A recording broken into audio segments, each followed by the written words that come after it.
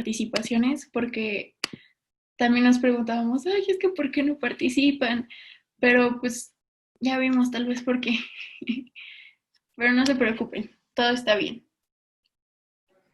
Sí, también algo que ponían mucho era que les daba pena, como porque no supieran como lo del tema o así, pero no se preocupen por eso, o sea, si participan nosotros vamos a estar muy felices y no hay problema si está mal. Lo importante es que quede todo claro y pues igual si hay mucho ruido en su casa pueden escribir como si tienen alguna pregunta en el chat o así, pero pues no se preocupen por eso.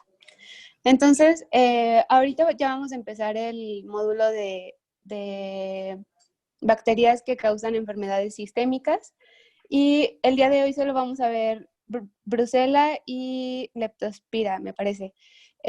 Yo me voy a salir después de que termine como de hablar de Brucella, entonces si tienen alguna duda, pues la ponen ahorita para que después no le estén preguntando a Dani. Ok, entonces ya les dije que vamos a empezar con Brucella.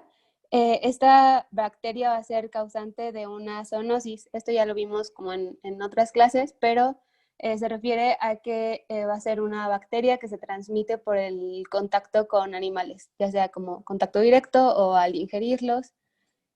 Es decir, los animales van a ser como el reservorio de esta bacteria. Y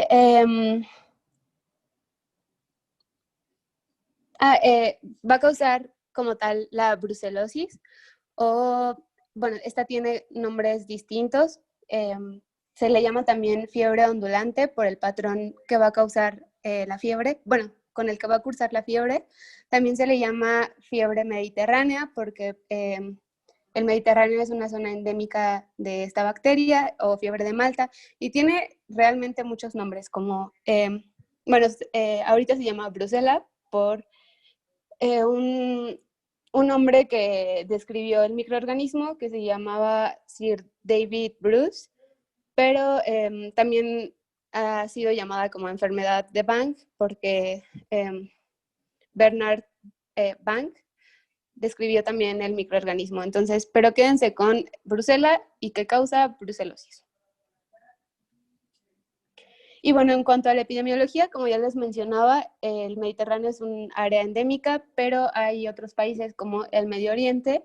En la tabla que les pongo después de con qué, digamos, animales está relacionado, la mayoría de los animales que les pongo son como vacas, cabras y todo eso, pero sobre todo en el Medio Oriente está relacionado con camellos, entonces está interesante eso. También en Asia Central, China y partes de México. Esto es lo que nos importa a nosotros. Se reportan casi medio millón de casos al año en todo el mundo. Y bueno, en México lo vamos a encontrar en la zona norte y noreste del país. De hecho, o sea, no es como por sonar, como por hacer chistes que no vengan al caso, pero pues como va a estar relacionada con ganado, pues ya saben, en el norte del país, bueno, ustedes saben, ¿no? Hay muchos ranchos y así. Este tema me gusta porque yo soy de rancho también, pero bueno. Y hay una norma oficial mexicana para los de nuevo ingreso. Estos son como documentos que hace, digamos, el gobierno para tener mejor regulado como tanto el diagnóstico y el tratamiento de algunas enfermedades. Y esta NOM es la NOM 022.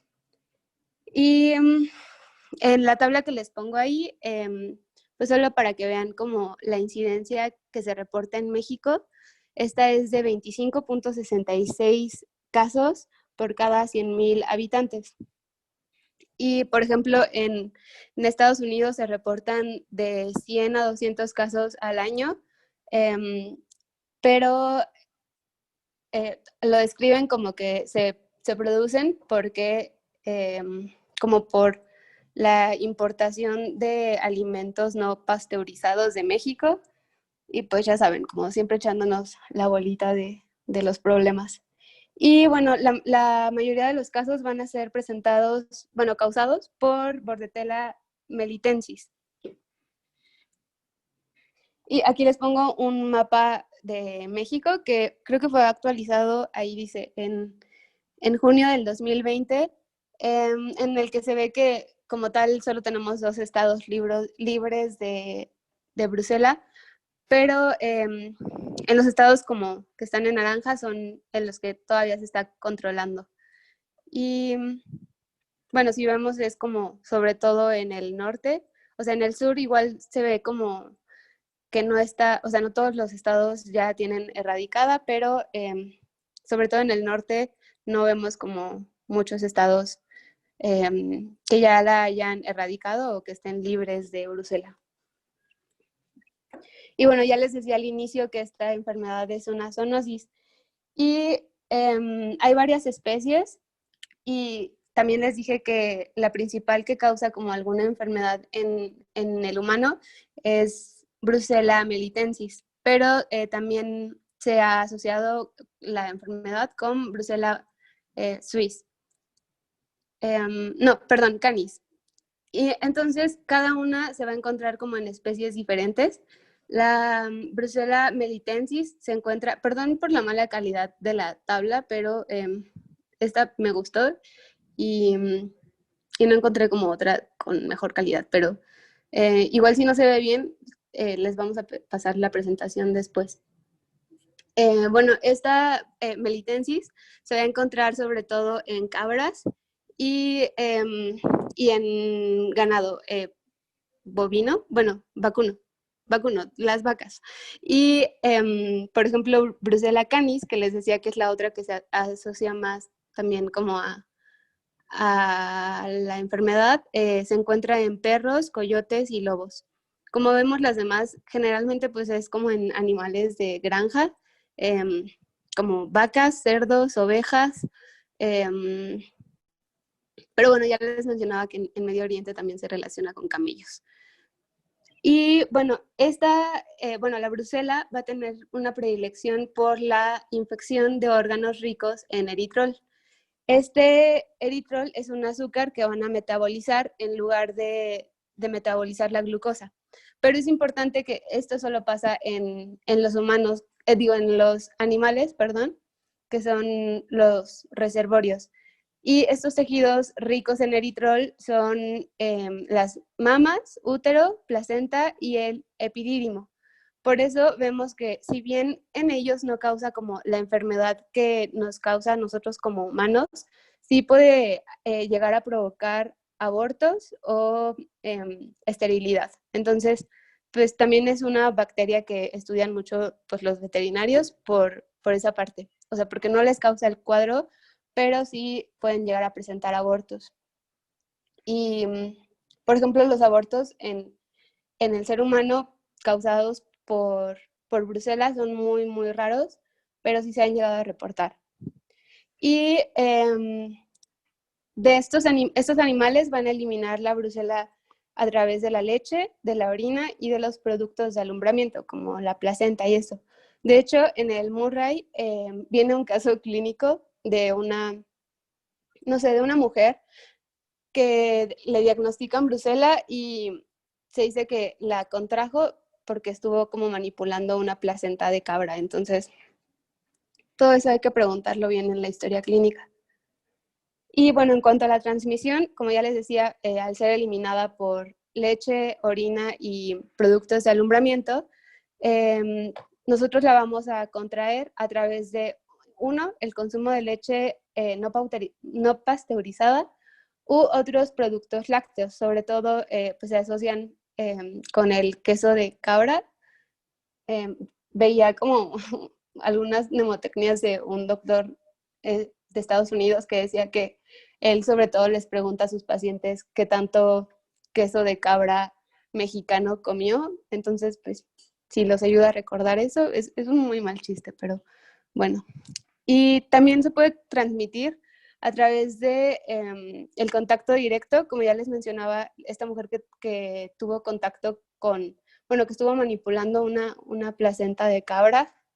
Y pues esto sobre todo se va a dar como en veterinarios o en granjeros o en aquellas personas como que, pues, ya saben, matan a los animales y, o sea, como para bueno, las personas que se encargan como de los mataderos, ¿no? Y también por exposición en el laboratorio y también por inhalación. De hecho, también se menciona que por eso se tiene como miedo de que sea usado como un arma de bioterrorismo, o sea, que de repente suelten como, bueno, eh, como un montón de Bruselas por el aire para morir todos, pero ojalá no pase. Y en cuanto a las características de la bacteria, tenemos que es un coco bacilo gram negativo, es un aerobio estricto y es intracelular facultativo. ¿Esto qué quiere decir? Que puede ser intracelular o no ser intracelular. Y cuando es intracelular, va a ser porque algún macrófago se lo comió. Sobre todo es intracelular, lo describen en el Murray como en el... Es intracelular del sistema retículo endotelial, pero bueno, ustedes acaban de pasar por histología y los de primer ingreso pues apenas van a pasar, pero al sistema retículo endotelial ahora es lo que conocemos como el sistema fagocítico mononuclear, entonces para que tengan eso en cuenta cuando lo lean. Y bueno, estos van a ser monocitos en la sangre periférica o los macrófagos ya como tal en los tejidos. Entonces, en estas células se va a encontrar de manera intracelular. Es una bacteria pequeña, mide de 0.5 por 0.6 a 1.5 micrómetros. Y se clasifican las colonias como rugosas o lisas en función del antígeno o del lipopolisacárido. Las lisas se describen como translúcidas y homogéneas y las rugosas como granulares y pegajosas. Bueno, esas son como las características del microorganismo. En general, pues no produce esporas ni se mueve y no está encapsulado, solo es eso. Y no describen como mucho su patogenia en el libro porque es bastante compleja, pero con lo que se deben quedar es que no produce una exotoxina, ahí me equivoqué, perdón, no produce una exotoxina específica. Y la endotoxina que produce es menos tóxica que otros gram negativos. Y cuando las cepas pasan de lisas a rugosas, disminuyen su virulencia. Entonces, como ya les mencionaba, que sean lisas o rugosas va a depender del antígeno. Así que la cadena O puede ser considerada como un marcador de virulencia. Y ya les mencionaba también, se replican en los monocitos y macrófagos, van a hacer que no se pueda unir el lisosoma con con el fagosoma, perdón. Y o sea, ya que fueron cenados por los macrófagos, van a ser transportados a algunos órganos relacionados con el sistema inmune. Igual lo van a ver en inmuno, pero estos son generalmente pues vaso, hígado, médula ósea, ganglios linfáticos y también se pueden transportar a riñones.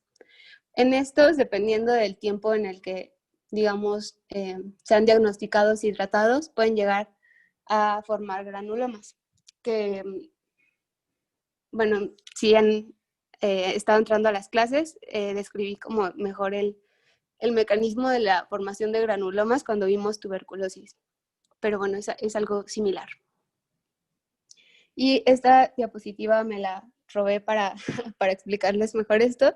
Y tenemos que la brucela va a ser fagocitada y va a resistir, digamos, la muerte que sufre de, bueno, que sea asesinada de manera intracelular. Como ya les decía, no permite que el lisosoma y el fagosoma se unan, entonces pues evade como su muerte de esa manera. Y también evade el control inmune, va a crecer en macrófagos y se va a distribuir por hígado, vaso, ganglios linfáticos y médula ósea.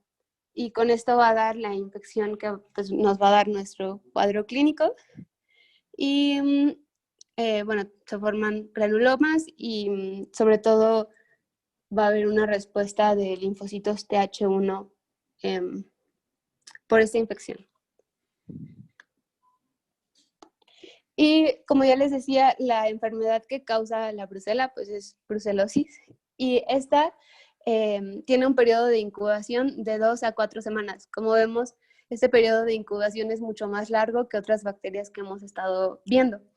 Y puede llegar a, o sea, este periodo puede llegar a ser incluso por meses. Entonces, como que a veces ya ni siquiera se acuerdan de que consumieron leche sin pasteurizar, o que estuvieron tocando, pues, digamos, cosas que no debían de los animales. O bueno, el punto es que suele ser el periodo de incubación muy largo, pero tiene un inicio súbito. Y lo que va a presentar va a ser fiebre ondulante. Esta la describen como que es una fiebre que se presenta como por la noche, digo por la tarde, y alcanza su pico máximo durante la noche y desaparece en la mañana.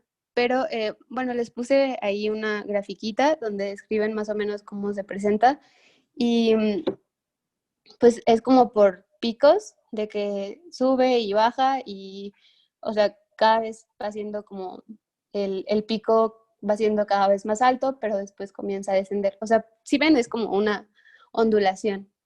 Y también se presenta malestar. Ah, bueno, algo curioso es que la sudoración nocturna que describen se acompaña con un olor que describen como de paja mojada o de heno. O sea, pues la verdad es que yo nunca lo he olido, así que no podría decirles como sí huele a eso, pero pues para que lo recuerden. Y pues como que hace sentido, o sea, no sentido, pero sí sería fácil de recordar, porque estamos hablando de una enfermedad, de una zoonosis que está relacionada pues con el rancho. Y también se presentan escalofríos, artralgias, mialgias, fatiga, debilidad y pérdida de peso. Como vemos, es un cuadro pues como bastante general. Incluso comparte varios síntomas con tuberculosis, como la sudoración nocturna, la pérdida de peso, o pues lo van a ver más adelante en la carrera, pero con el cáncer. Y en general tiene muchos diagnósticos diferenciales, y por tanto se dice que está como subdiagnosticada, y que por eso digamos como que la epidemiología no suena como tan pues se me fue la palabra, o sea, de que los números de casos incidentes no son tan altos, porque muchas veces se confunde con otros cuadros que pues suelen saltar como más a la mente del clínico. Y bueno, en la exploración se puede encontrar hepatomegalia y esplenomegalia, lo cual pues hace sentido con lo que ya les mencionaba de la patogénesis, en las que les decía que los macrófagos van a llevar a la brucela a estos órganos, e incluso pueden llegar a formar granulomas. Y los hallazgos de laboratorio, la verdad es que no son como tan específicos, pero se puede dar, bueno, puede haber una elevación de la alanina aminotransferasa. Esto se ha reportado en 1/3 de los pacientes, anemia en un 27% de los pacientes, leucopenia en en el 10% de los pacientes, y la leucocitosis es más rara, pero son algunos de los hallazgos que podemos encontrar. Hallazgos que podemos encontrar. Madre mía, perdónenme. Y bueno, van a haber distintas complicaciones. La verdad es que no quiero como que se aprendan, digamos, como todo el cuadro, solo que estén conscientes de las complicaciones, o sea, de a dónde, digamos, se dirigen las complicaciones que se presentan por esta, y cuál es la más frecuente. O sea, lo que tiene como las viñetitas de cuadritos, pueden ignorarlo, no se los van a preguntar. Bueno, si quieren aprendérselo, pues está bien, pero no se estresen. Las complicaciones sobre todo van a ser osteoarticulares. Esta es la forma más común, hasta el 70% de los pacientes la presentan, entonces pues es un número muy alto. Y sobre todo se da se presentan cuadros de artritis, sobre todo en miembros inferiores, cadera, rodillas y tobillos. sacroileitis, que pues sería como la inflamación sacroiliaca, y espondilitis. Esto va a causar, bueno, cursa con lumbalgia normalmente. Entonces, como es la complicación más común, aquellas osteoarticulares, cuando presentan lumbalgia, pues tienes que sospechar de que algo de esto está pasando. Las genitourinarias, como vemos, son mucho menos comunes, se presentan en el 8% de los casos y cursan con orquitis y epididimitis en los hombres y cistitis, nefritis intersticial y glomerulonefritis. Y como ya les mencionaba, se han reportado algunos casos en los que se produce aborto, pero generalmente pues es muy, muy raro. Suele presentarse más en los animales, por lo que ya les mencionaba del eritrol. Y otras complicaciones son las neurológicas y genitourinarias. Las neurológicas se presentan en el 5% y suelen ser meningitis, encefalitis, mielitis, radiculitis y neuritis. Esto igual no viene como en cuadrito, o sea, pero no se preocupen por aprendérselo. Y las genitourinarias, no, perdón, aquí no era genitourinarias, es cardíacas. Se presentan en el 3% de los pacientes y son por endocarditis, miocarditis, pericarditis, endarteritis o tromboflebitis. Y hay complicaciones también pulmonares, bueno, puede haber pulmonares, oculares y dermatológicas, pero estas son mucho más raras, entonces pues ya no les puse qué causan. Y el diagnóstico lo podemos hacer, digamos, directo o indirecto. ¿A qué me refiero con esto? Es que en el directo vamos a detectar como tal el organismo, bueno, el microorganismo que sería Brucella, y en el indirecto lo que nos va a arrojar es que el paciente ya está presentando anticuerpos para Brucella. Y bueno, vamos a comenzar con el diagnóstico directo, que bueno, van a ser cultivos y PCR. Pero la muestra generalmente la vamos a obtener de la sangre, de la orina, líquido sinovial o líquido cerebroespinal o de la médula ósea. Y es importante que que se reporte al laboratorio que se está buscando Brucella para que puedan tener como las medidas necesarias, porque como ya les mencionaba, igual puede ser transmitida en el laboratorio y pues hay que cuidar que los técnicos se protejan. Y bueno, ya les decía que antes, la detección en muestras clínicas va a ser difícil, es decir, no podemos como querer ver nuestras brucelas en, digamos, directo de la sangre o directo del líquido sinovial, porque, como ya les mencionaba, es pequeña. No podemos como aplicar la tinción Gram como veíamos en otras bacterias, porque es pequeña y como es intracelular, muchas veces como que se esconde. Entonces, por eso se prefiere hacer el cultivo. Bueno, no es que se prefiera. En el diagnóstico directo se puede hacer cultivo que tiene una buena sensibilidad, es del 70%. Y estos pueden ser, bueno, tienen que ser cultivos enriquecidos con sangre o con suero, pero pues requiere de muchos nutrimentos. Entonces, puede cultivarse en agar sangre, que es la imagen que les pongo, la primera imagen de la izquierda a la derecha, o en agar TSA, que es agar tripticasa soya, y se incuban de 35 a 37 grados Celsius. Y bueno, las colonias que crecen ahí van a ser colonias pequeñas y translúcidas, redondas. Y como ven ahí en el agar sangre que les pongo, no produce beta-hemólisis como otras bacterias que ya hemos visto. El agar TSA es el que pongo a la derecha. El agar que se ve gris. También se puede cultivar en el medio bifásico de Ruiz Castañeda, que es el que les pongo el de la botellita. Como vemos, tiene una parte sólida y una parte líquida que pues es como un caldo nutricio para esta bacteria. O el medio selectivo, que es el medio de Farrell, pero generalmente no se usa como, o sea, de hecho el cultivo no se usa mucho en la clínica y este medio mucho menos, o sea, como que es solo para investigación o lo usan más los veterinarios. Y algunas de las pruebas que podemos hacer son catalasa, oxidasa, reducción de nitritos y urea, las cuales van a resultar positivas. Y también otra forma de como detectar el microorganismo va a ser por PCR.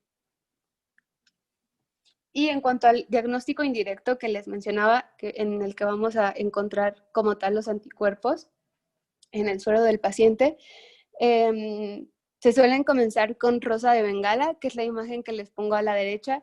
Es una prueba de aglutinación.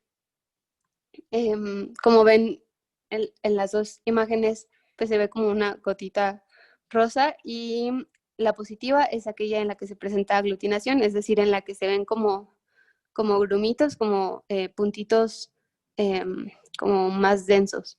Y esta prueba suele ser de screening porque es barata, es rápida de hacer, pero y tiene una buena sensibilidad, pero no tiene una buena especificidad, como les explicaba ayer. Entonces, o sea, sirve como para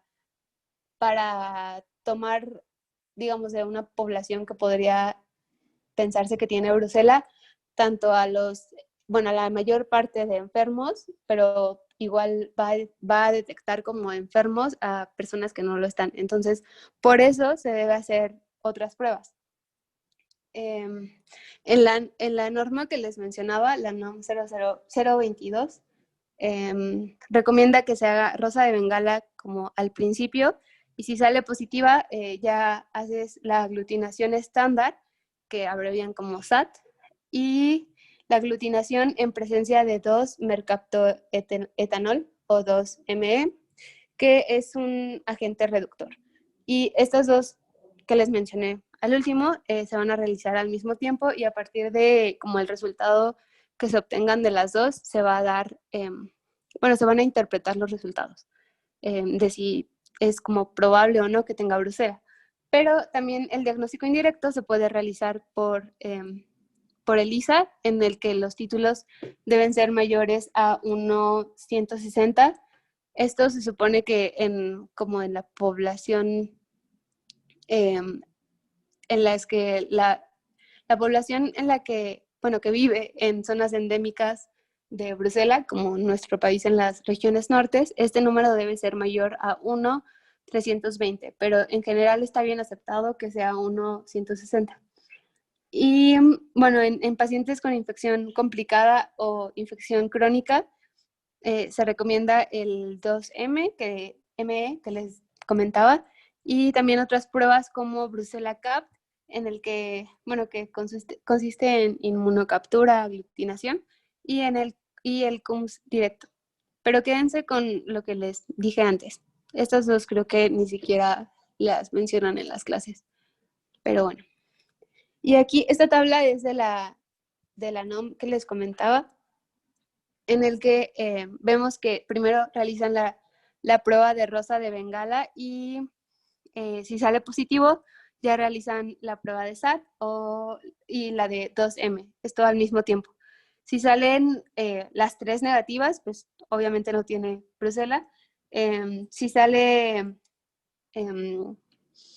rosa de Bengala positiva y las dos negativas, las dos subsecuentes negativas, no, el resultado es indeterminado y se puede interpretar como que tiene memoria, el paciente tiene memoria inmunológica.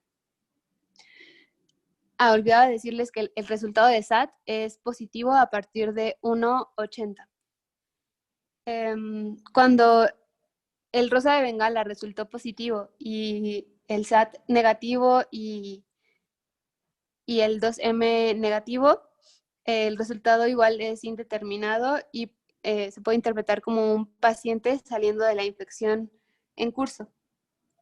Cuando el SAT es positivo y el 2-ME es negativo, se considera como positivo. Si los dos son positivos, pues obviamente el resultado es positivo y el paciente tiene la enfermedad. O, bueno, en general, si uno de los dos es positivo, ya la prueba se considera como positiva y se interpreta como que el paciente está enfermo. ¿Me expliqué o necesitan que lo vuelva a repetir?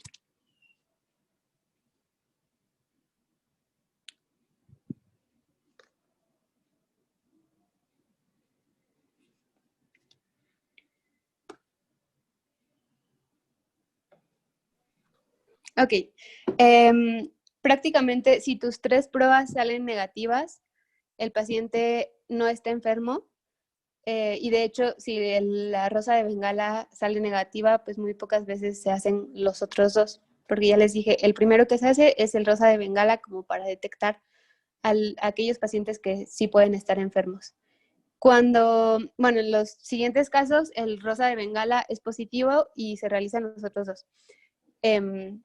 Cuando uno de ellos es positivo, se dice que el resultado ya es positivo y el paciente está enfermo. Si los 2 resultan positivos, igual, o sea, pues tienes 2 resultados positivos, entonces, pues obviamente el paciente está enfermo. Es decir, no porque solo uno sea positivo, vas a dudar de que el resultado sea positivo. Necesitas solo uno para decir como el resultado fue positivo y el paciente está enfermo. ¿Ahora sí me expliqué?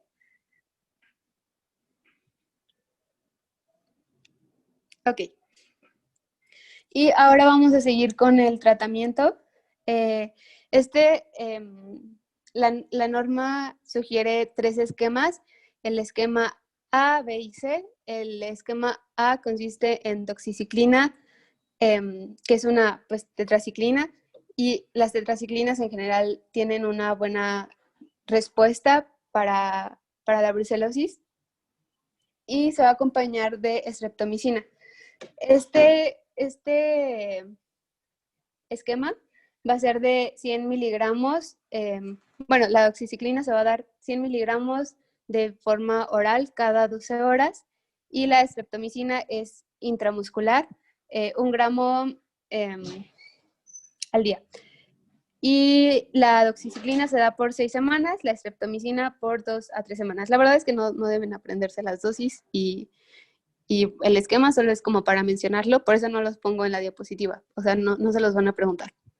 De hecho, no sé si ya les dijimos, pero en general en micro no te preguntan como mucho el tratamiento, pero deben saberlo para farma, entonces pues igual no deben saber las dosis, pero sepan que así se trata. Y están asociadas las recaídas a esta enfermedad, sobre todo porque, como ya les mencionaba, en la parte de diagnóstico que no hacemos como tinción Gram porque a veces se esconden, pues porque están de manera intracelular en los macrófagos. Lo mismo pasa cuando das el tratamiento, muchas veces como que pues se esconde y realmente no desaparece, entonces por eso suelen haber recaídas. No es porque el microorganismo desarrolla resistencia, sino que es porque, digamos, como que se escondió. Y otro esquema, este es el que recomienda la OMS, consiste en doxiciclina más rifampicina, igual por 6 semanas, pero es el esquema C de la norma.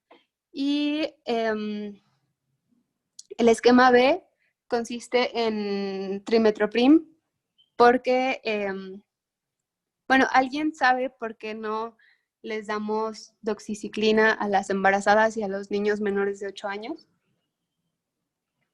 Si alguien sabe, podría ponerlo en el chat.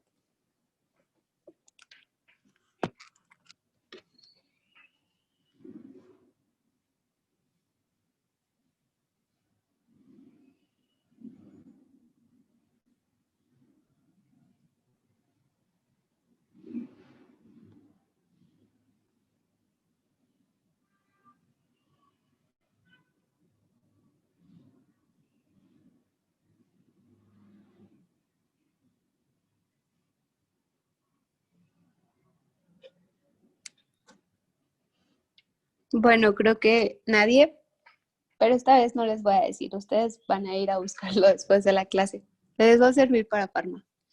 Bueno, el punto es que se cambia este tratamiento por trimethoprim con sulfamethoxazol para mujeres embarazadas y niños menores de 8 años.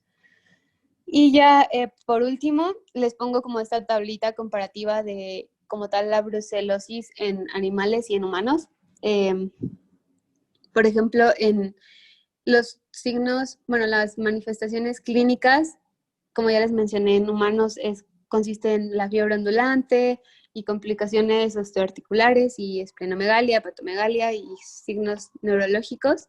Y bueno, los animales consiste en aborto e infertilidad sobre todo. Y en los humanos va a ser en los que cause pues, la formación de granulomas. Esto no se va a ver en los animales. Y algo muy, muy importante es que, como vemos, para los vacunos, bueno, sí, para los vacunos, para los animales, o sea, como las vacas, eh, me estoy riendo de mi propio chiste, perdón. Sí, sí hay vacuna, pero para los humanos no hay vacuna. Y ah, para los humanos sí hay tratamiento y para los animales no hay tratamiento. Entonces es algo muy importante. El cartel de la derecha me lo robé de la página del gobierno de San Luis Potosí, que tiene como una gran campaña pues, contra la brucelosis, porque pues norteños. Y esta consiste en la vacunación preventiva. O sea, ya les dije, en los animales sí hay vacuna.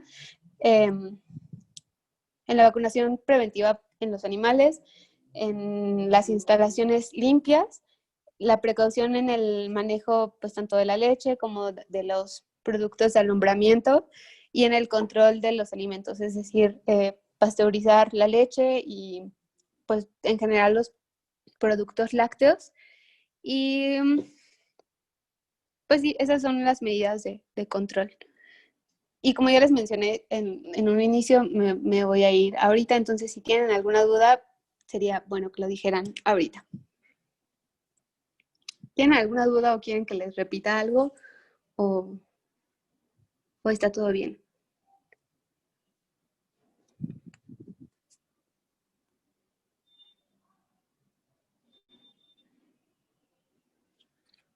Ok, entonces si no hay dudas, los dejo con Dani.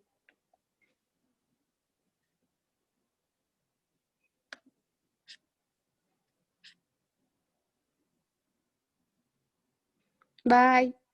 Descansen cuando termine la clase. Dani, ¿cómo dejo de compartir pantalla? Arriba te aparece un banner y le pones dejar de y ya. Ah, ok. Ya, listo.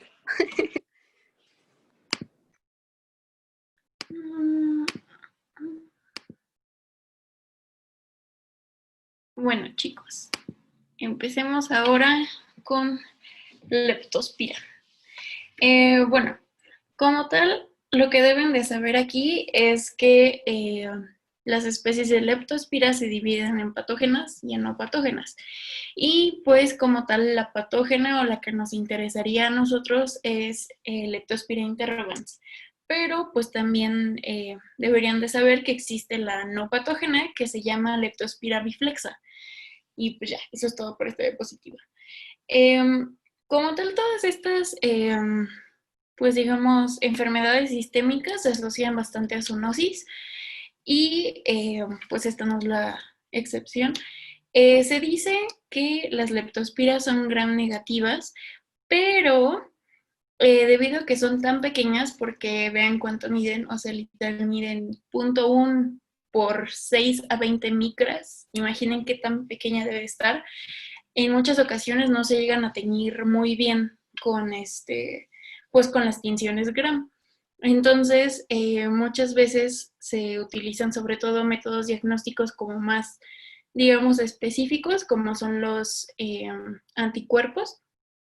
para poder apreciar un buen diagnóstico. También son aerobias estrictas de crecimiento lento. Se dice que más o menos crecen o se dividen de 6 a 16 horas y pues prácticamente van a afectar a todos los mamíferos, sobre todo enfocándonos en perros, caballos, osos, ratones, zorros y cerdos, y como tal también al hombre. Sin embargo, se dice que el hombre es un reservorio accidental. Entonces, aquí les tengo que explicar varios conceptos muy importantes que ya los habíamos visto en la primera clase, pero me gustaría retomarlos porque nos van a servir sobre todo para estas dos siguientes bacterias. La primera es el vector, que prácticamente es un animal o una especie que puede cargar la bacteria, el virus, parásito, pero no se enferma, es decir, que no tiene pues una patología. Sin embargo, si este vector llega, no sé, por ejemplo, en este caso que van a ser con bueno, en el siguiente caso que vamos a ver que son piojos y chinches, en caso de picar a pues a otro tipo de especie, obviamente sí lo va a infectar. Y esto ya lo conocemos como reservorio o como huésped. Entonces, como tal, aquí el hombre va a ser un reservorio accidental porque como tal no está incluido en el ciclo de vida de la bacteria. Entonces, su transmisión va a ser por agua contaminada o por manipulación de tejidos contaminados de un animal infectado. Otra cosa es que tiene la forma de leptospira gracias a los filamentos axiales que tiene periplasmáticos. Como ven aquí, esto es como si le hiciéramos un corte, pues digamos, a la leptospira, y vemos que aquí sería como todo el citoplasma, el núcleo, todo lo que tendría la bacteria, pues la membrana externa, y aquí están los filamentos axiales, que si observan de este lado van a empezar a darle vueltas a la bacteria, confiriéndole como pues digamos, forma como de U's o como de olitas, y pues principalmente es por eso. Entonces, esto a lo mejor si se los llegan a preguntar, pero recuerden que en caso de leptospira son filamentos axiales. Como tal, sus factores de virulencia van a ser la toxina glicoproteica y sus factores de adherencia asociados con proteínas de superficie, destacando sobre todo la fibronectina y el colágeno. También tiene varias esfingomielinasas, sobre todo la C, fosfolipasas A, y como tal una forma muy muy importante, sobre todo para nosotros los humanos, es que puede invadir de forma directa los tejidos, debido a que, como ya les dije, es muy muy pequeña. Entonces también es capaz de penetrar las membranas de las mucosas sin dejar algún, pues como agujero, podríamos decir. Y pues también puede atravesar la piel y gracias a pequeños cortes o abrasiones que tengamos. Como tal, el cuadro clínico se va a dividir en dos. Bueno, generalmente van a ser enfermedades subclínicas. Sin embargo, cuando sí tenemos la patología, se dice que hay dos formas, que está la forma anictérica, que es la que se da pues más comúnmente, y la forma grave ictérica o enfermedad de Weil, que prácticamente es en un 10% de los casos.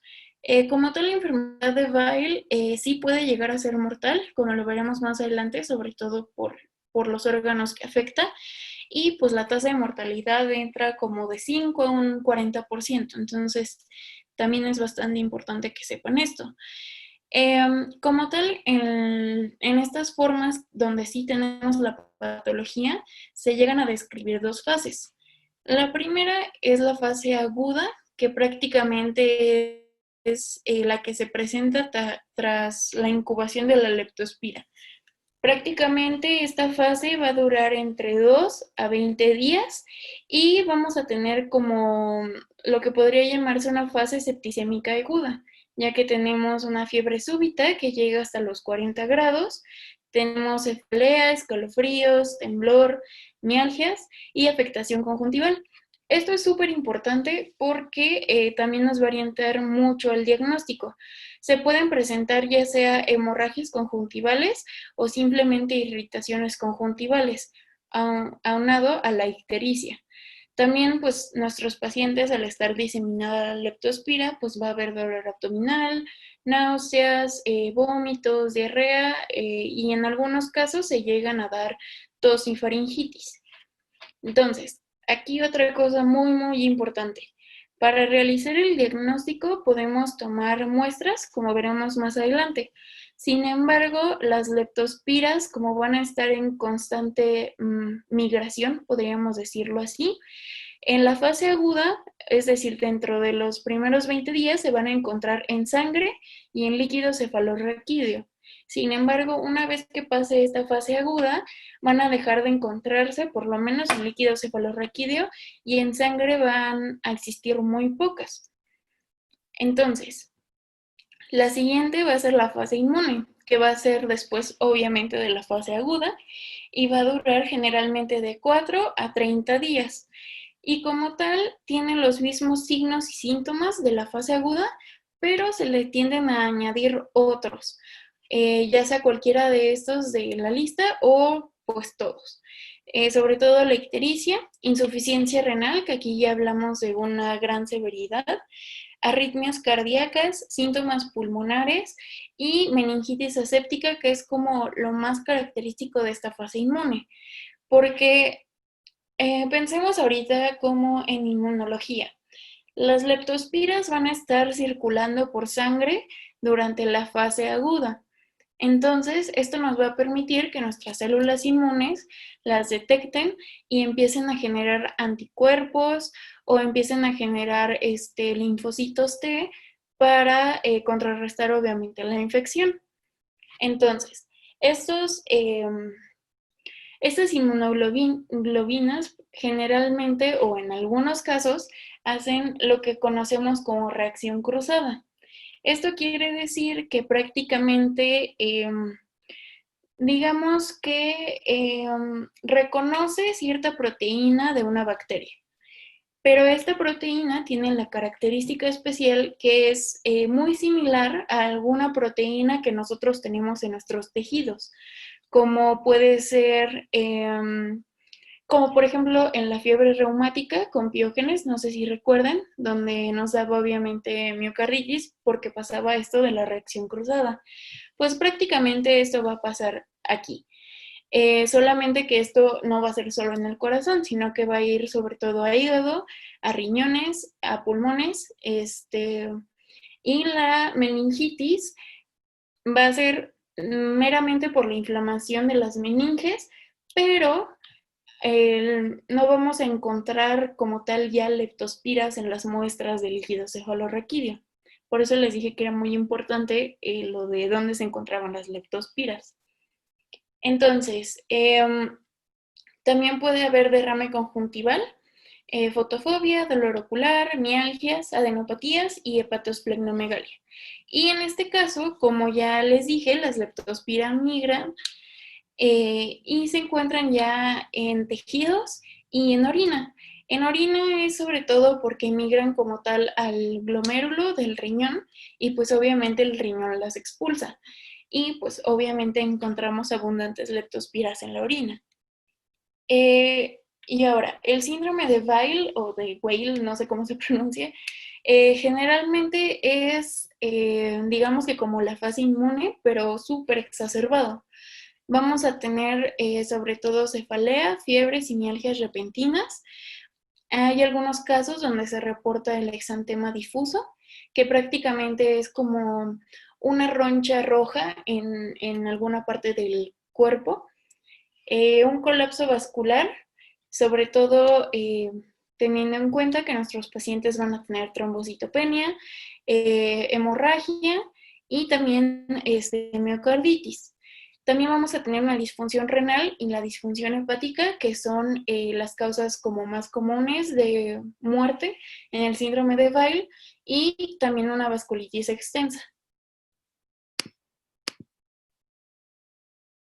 Ok, ictericia. Regresemos a esta imagen. La ictericia como tal, a ver, les voy a dejar una pequeña tarea. Me van a decir que por qué proteína se va a dar el aspecto amarillo de la piel. Entonces, para no decirles las respuestas, prácticamente el riñón deja de... Sí, muy bien, Fer.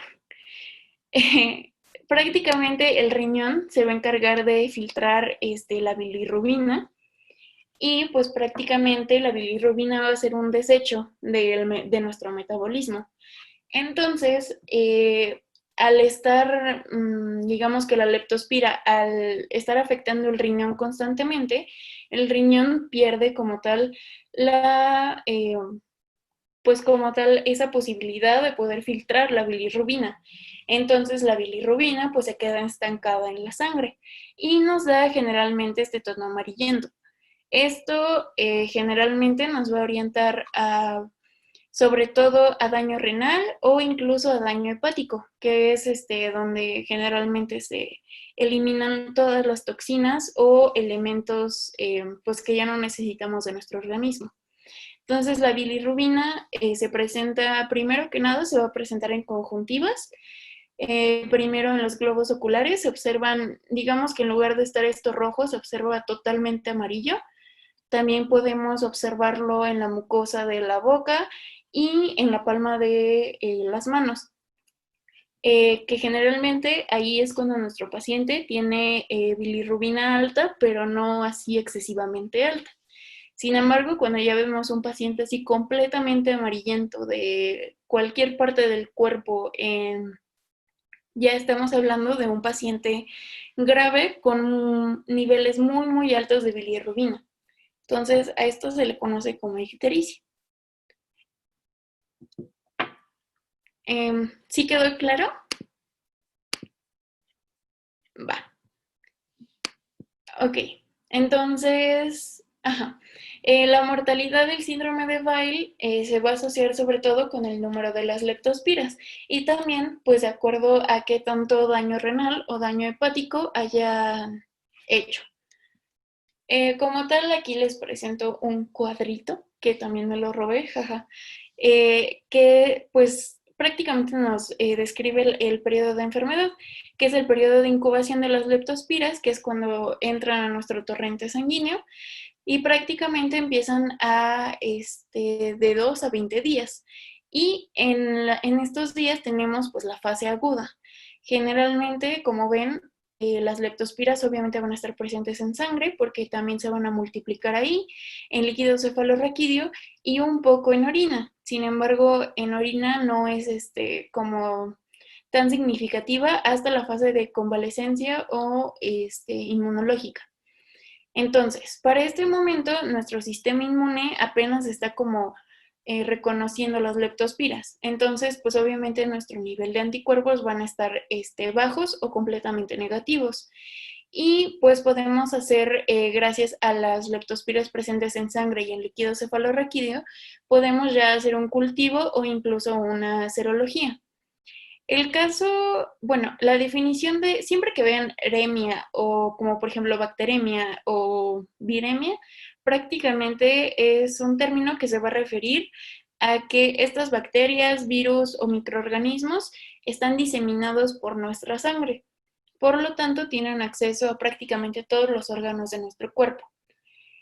Y pues ya en la fase de convalescencia, como les mencioné antes, van a migrar hacia los órganos. Entonces aquí ya no van a dejar de encontrarse en sangre y en líquido cefalorraquídeo, pero van a empezar a aparecer en orina. Y pues obviamente para este punto nuestro sistema inmune ya empezó a realizar todos los anticuerpos, ya sabe que no es propio de nuestro organismo y pues tenemos anticuerpos elevados que nos pueden dar destrucción de tejidos, que obviamente no pasaría si damos un tratamiento precoz. Por eso es importante la prevención y todo esto de las enfermedades. Entonces, el diagnóstico como tal se puede dar de tres formas.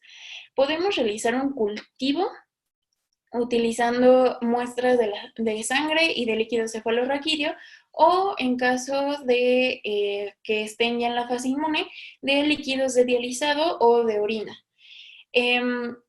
Como tal, se puede hacer una inoculación directa al medio agar y se utiliza generalmente medios enriquecidos con albúmina y policirbato, que se llaman Ellinghausen, McCulloch, Johnson, Harris, o así sintetizado MJH. O también podemos utilizar agar más 5-fluoracilo, que este 5-fluoracilo nos va a ayudar a, digamos, a inhibir el crecimiento de otras bacterias que no queramos. Y pues prácticamente el cultivo se tarda, como ya les dije, es muy lento su crecimiento y puede llegar a tardar hasta varias semanas. Y pues tiene que estar a una temperatura ideal de 30 grados aproximadamente. También como tal, pues podemos hacer hallazgo de leptospira en fluidos, como ya les comenté, en sangre, bilis, líquido cefalorraquídeo y orina, y se puede hacer un examen directo, es decir, agarrar estos líquidos y pasarlos directamente a un portaobjetos y verlos en microscopía de campo oscura, que es, por ejemplo, esta imagen que les pongo aquí, súper bonita, o tinciones especiales de métodos de impregnación argéntica, que como ya pasaron listo, supongo que ya saben para qué se utiliza el argéntico, y inmunofluorescencia directa, que es, por ejemplo, esta imagen de acá, que también se ven súper bonitos los leptospiras, o incluso PCR. Y en caso de que queramos como algo más, pues más específico, se pueden utilizar pues ya pruebas que involucran inmunoglobinas, como podría ser el ELISA, o aglutinaciones para la detección de anticuerpos, que hay de dos tipos: la microaglutinación, que como tal es específica para la leptospira, o el antígeno TR, que es específica para la especie. Y bueno, aquí es una tinción argéntica, que también se ve súper bonito las leptospiras. El tratamiento y la prevención como tal, le podemos dar ampicilina, ceftriaxona, amoxicilina o penicilina, y diálisis obviamente en pacientes donde ya tengan pues un daño renal considerable, y también se puede hacer la profilaxis con la doxiciclina. Esto sobre todo va a ser muy importante para sus pacientes veterinarios o que tengan un rancho o así. Y pues obviamente la prevención consta del control de roedores, del drenaje de aguas estancadas, tratamiento veterinario a todas las especies y consulta médica en caso de cualquier síntoma. Y bueno, ya para terminar vamos a ver Borrelia, que va a ser la última del día de hoy, que esta también es bastante importante y bastante interesante porque también cuenta con vectores y de acuerdo a la especie de la Borrelia nos puede dar una u otra enfermedad. Entonces, ¿hasta aquí tienen alguna duda de leptospira?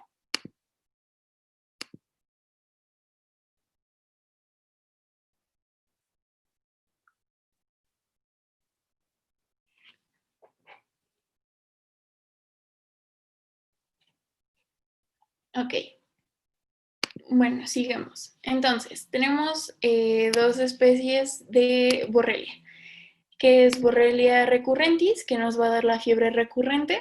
Esto es muy importante porque se lo aprenden, es muy fácil. Y Borrelia burgdorferi, que nos va a dar la enfermedad de Lyme. Como tal, estas van a ser espiroquetas que van a tener flagelos periplasmáticos y también pueden ser teñidas con Gram. Sin embargo, como ya les dije, en el caso de leptospira, también son muy, muy pequeñas y en muchos casos no se logran teñir bien, pero pues tienen una pared muy similar a las Gram negativas, a excepción de que no tienen los LPS. Y pues obviamente, digamos como opción adicional, tenemos la tinción de Hemsia o la tinción de Wright. También es muy importante que sepan que esta bacteria no requiere de hierro para su crecimiento, ya que como lo vimos en metabolismo bacteriano, muchas bacterias sí que necesitan hierro para su crecimiento y para su metabolismo. Aquí lo que pasa es que vemos aquí el citoplasma, todo muy bonito, y los flagelos alrededor de, pues, es periplasmáticos. Entonces, estos flagelos también, como en el caso de Leptospira, van a dar vueltas alrededor de la bacteria. Sin embargo, como ven, las vueltas son como un poquito como en doble cadena, como el DNA, y por eso le adquieren como esta forma más como en S. Em, Como tal, pues vamos a dividirlo ahorita en recurrentis y en Burgdorferi. Y pues prácticamente Borrelia recurrentis va a ser la que ya les comenté como fiebre recurrente, y de acuerdo a su vector, ya puede ser garrapata o piojo, nos va a dar la fiebre recurrente endémica o la fiebre recurrente epidémica. Como tal, esta fiebre se destaca por una cefalea intensa, mialgias, exantemas, hemorragias cerebrales, insuficiencia hepática y miocarditis. Y como tal es como lo que les platicaba hace rato. En el caso de Borrelia recurrentis, digamos que tenemos a un individuo enfermo y llega una garrapata y lo pica. Entonces, esta garrapata va a adquirir a Borrelia recurrentis, pero pues obviamente no le va a causar ninguna enfermedad significante a la garrapata. Una vez que la garrapata, digamos que como que la procesa al chupar sangre, Borrelia recurrentis tiene algunas proteínas de adherencia que le permiten como adherirse a los intestinos de la garrapata. Una vez que están pues ya en el sistema digestivo de la garrapata, prácticamente se van a las glándulas salivales, que es donde empiezan a acumularse. Entonces, cuando la garrapata ya tiene suficiente Borrelia recurrentis en sus glándulas salivales y pica a un individuo sano, obviamente le va a pues pasar todas estas bacterias. Además de que se dice que también se puede transmitir debido a que la bacteria corre en la sangre de la garrapata, y al aplastar el piojo o garrapata o lo que sea, más el constante rascado de las lesiones, pues obviamente van a permitir una libre entrada de la bacteria a nuestro torrente sanguíneo. Como tal, su patogenia, pues como ya les dije, es muy similar a la leptospira, va a ser la penetración de membranas mucosas y de piel. También es muy importante que se multiplique en sangre, incluso se han encontrado hasta 10 a las 6 bacterias por mililitro de sangre, o sea, imagínense de verdad cuántas, y pues pueden invadir órganos, causando la septicemia y pues fiebre, obviamente.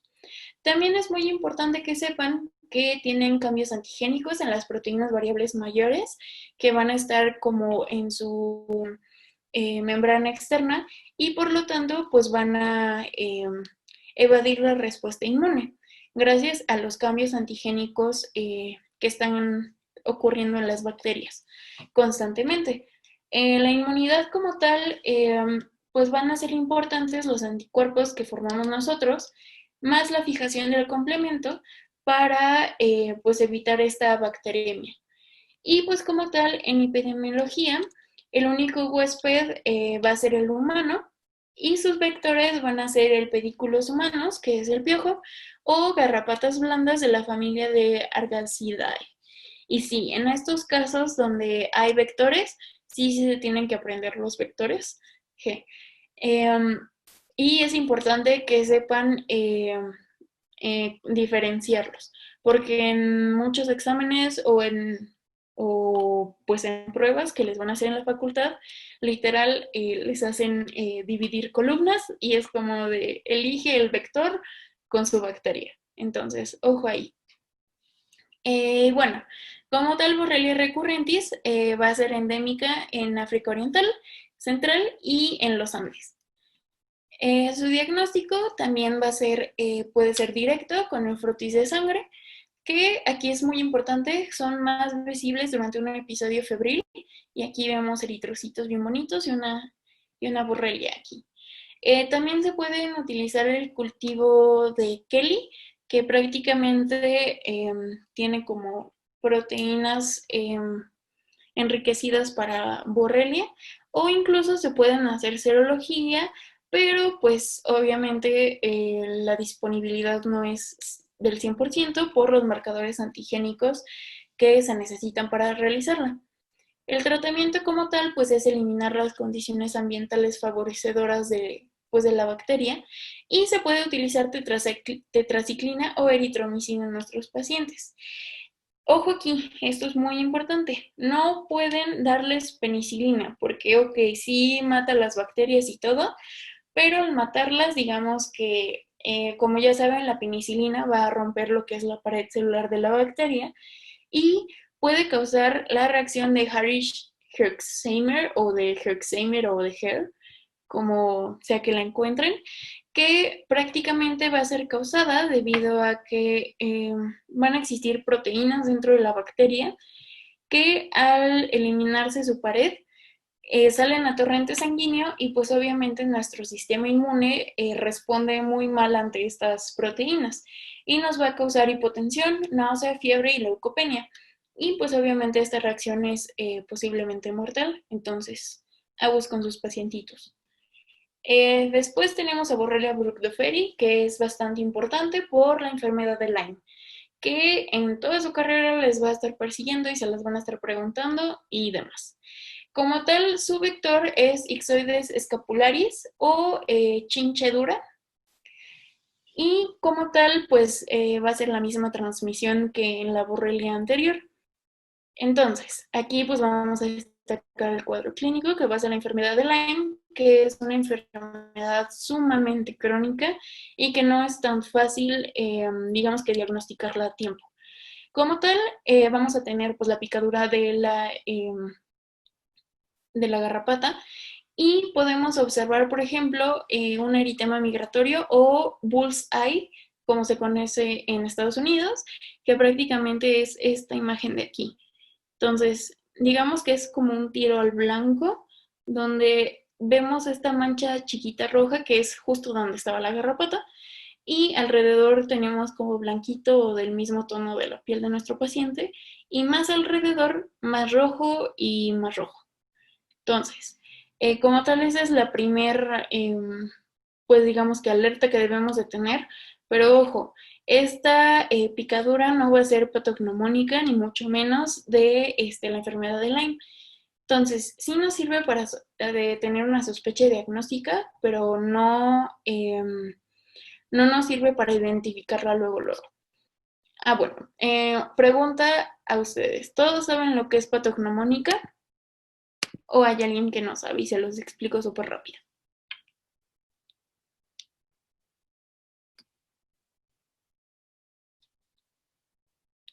Ok.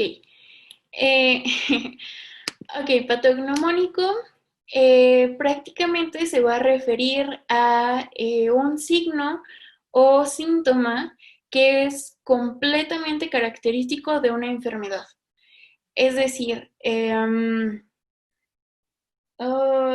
bueno, no se me ocurre ahorita ninguno, pero prácticamente quiere decir que si tu paciente presenta este síntoma o signo, es literalmente 100% que tiene tal enfermedad. Esto lo vamos a ver más adelante, sobre todo en, por ejemplo, en mico y en para, que se dan mucho estos síntomas patognomónicos de la enfermedad. Entonces, ahorita quédense con esa definición y después vemos ejemplos. Ah, gracias, Vania. Por ejemplo, las manchas de Koplik, que prácticamente son manchas que ocurren pues en la carita de nuestro paciente, y literalmente las vemos y decimos, ah, sarampión 100%. Entonces, eso. Bueno, siguiendo con esto, la enfermedad de Lyme se describe que tiene como 3 estadios. El primero se lleva en las primeras 4 semanas aproximadamente, aunque pues puede darse en tiempo variable. Puede darse desde los 3 días que tenemos la borrelia hasta el mes, que pues prácticamente nos va a dar síntomas muy, pues digamos como muy generalizados y no tan importantes, como por ejemplo manifestaciones cutáneas, un cuadro pseudogrupal y en algunos casos llegan a dar síntomas neurológicos y disfunción cardíaca. Entonces, literalmente, muchos de estos cuadros solamente tienen, pues como les dije, el eritema migratorio o enfermedad pseudogripal, y pues es como de, pues es que solo me picó una garrapata, entonces pues no pasa nada. Entonces, pues generalmente por eso no se hace un tratamiento adecuado a tiempo. En el segundo estadio ya vamos a tener afectación de órganos más específicos, que este segundo estadio tiene un tiempo súper variable, es decir, puede tardarse en presentarse de días hasta incluso semanas o meses. Entonces, pues también, obviamente los pacientes es como de, pues es que me picó una garrapata hace, no sé, hace medio año, pero pues, eso qué tiene que ver con los síntomas que estoy presentando ahorita. Entonces también por eso es muy raro hacer el diagnóstico. Generalmente pues va a afectar el sistema nervioso central, corazón, ojos y piel.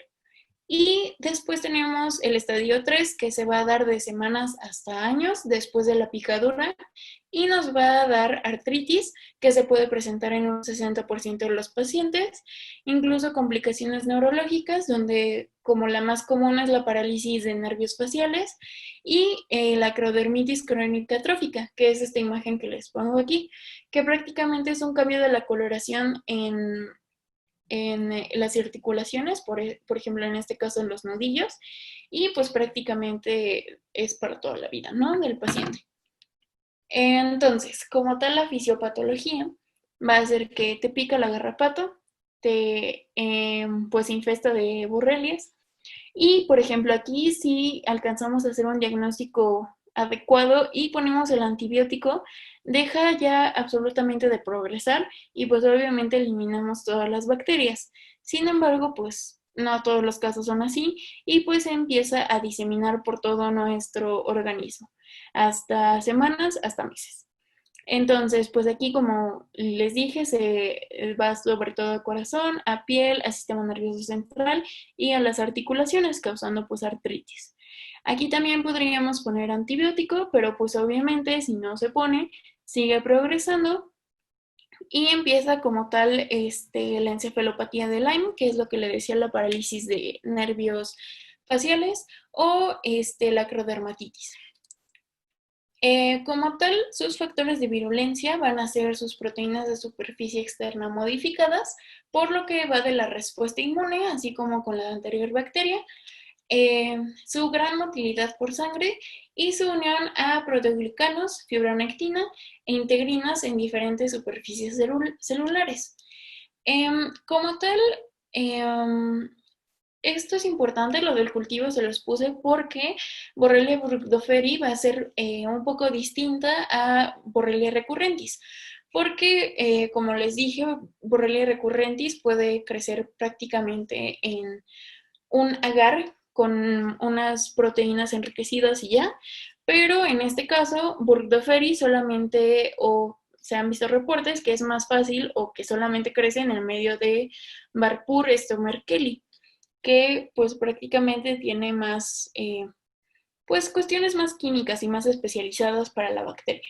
También tienden que, pues digamos, a 32 grados y de 12 a 24 horas es prácticamente su replicación. Entonces, para hacer el diagnóstico de la enfermedad de Lyme, como ya les dije, es una bacteria muy pequeña y pues en muchas ocasiones no la vamos a poder ver al microscopio o incluso pues con otras técnicas de microscopía. Entonces, el diagnóstico se puede hacer con que cumpla cualquiera de estas tres pruebas. Ya es el aislamiento de la bacteria en el cultivo, pero como les dije, y por su replicación, pues va a tardarse varias semanas. Demostración de los anticuerpos o un aumento significativo ante una muestra de la fase aguda y de la base de convalescencia en caso de los anticuerpos. Y pues como tal, el tratamiento se va a dar doxicilina o amoxicilina si lo atrapamos en fases iniciales. Esto sería sobre todo en el estadio 1 o 2.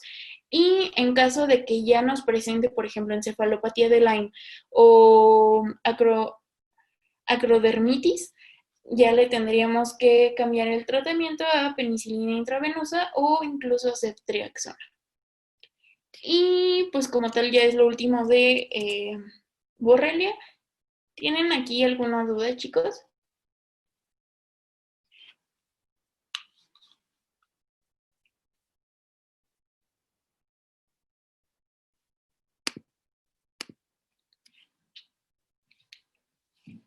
Ok.